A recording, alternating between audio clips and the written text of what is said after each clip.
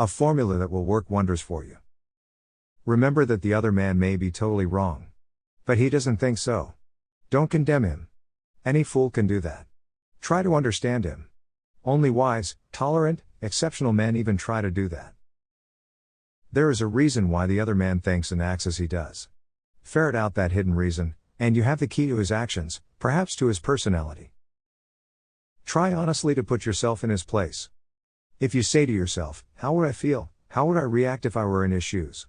You will save a lot of time and irritation, for by becoming interested in the cause, we are less likely to dislike the effect.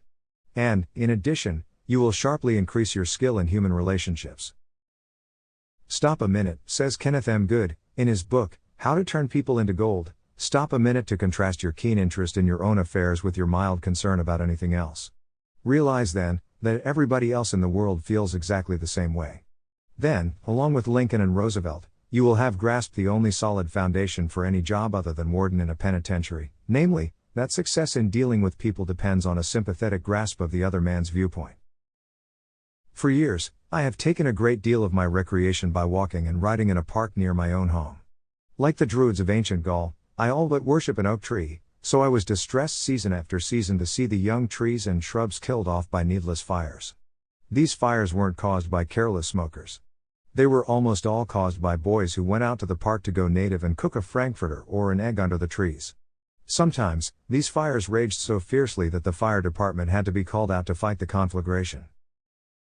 There was a sign on the edge of the park saying that anyone who started a fire was liable to fine and imprisonment, but the sign stood in an unfrequented part of the park, and few boys ever saw it. A mounted policeman was supposed to look after the park, but he didn't take his duties too seriously, and the fires continued to spread season after season. On one occasion I rushed up to a policeman and told him about a fire spreading rapidly through the park and wanted him to notify the fire department, and he nonchalantly replied that it was none of his business because it wasn't in his precinct. I was desperate, so after that when I went riding, I acted as a self-appointed committee of one to protect the public domain. In the beginning, I am afraid I didn't even attempt to see the boys' point of view. When I saw a fire blazing under the trees, I was unhappy about it, so eager to do the right thing, that I did the wrong thing. I could ride up to the boys, warn them that they could be jailed for starting a fire, order it put out with a tone of authority, and, if they refused, I would threaten to have them arrested. I was merely unloading my feelings without thinking of their point of view. The result? The boys obeyed sullenly and with resentment. After I rode on over the hill, they probably rebuilt the fire, and longed to burn up the whole park. With the passing of the years, I hope I acquired a trifle more knowledge of human relations, a little more tact, a little greater tendency to see things from the other person's point of view. Then, instead of giving orders, I would ride up to a blazing fire and begin something like this. Having a good time, boys? What are you going to cook for supper? I loved to build fires myself when I was a boy, and I still love to. But you know they are very dangerous here in the park. I know you boys don't mean to do any harm, but other boys aren't so careful. They come along and see that you have built a fire, so they build one and don't put it out when they go home, and it spreads among the dry leaves and kills the trees. We won't have any trees here at all if we aren't more careful. You could be put in jail for building this fire. But I don't want to be bossy and interfere with your pleasure.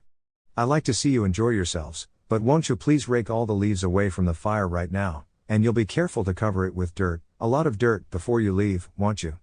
And the next time you want to have some fun, won't you please build your fire over the hill there in the sand pit?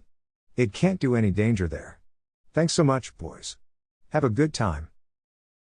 What a difference that kind of talk made. That made the boys want to cooperate. No sullenness, no resentment, they hadn't been forced to obey orders. They had saved their faces. They felt better and I felt better because I had handled the situation with consideration for their point of view.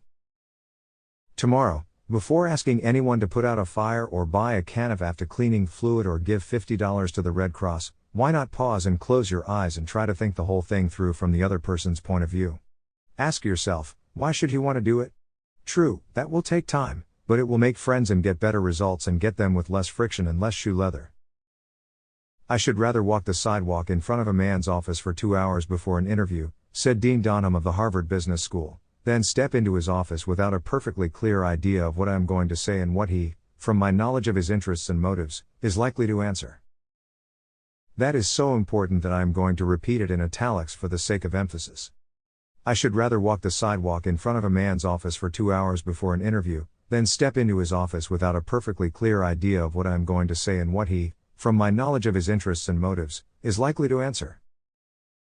If, as a result of reading this book, you get only one thing, an increased tendency to think always in terms of the other person's point of view, and see things from his angle as well as your own, if you get only that one thing from this book, it may easily prove to be one of the milestones of your career.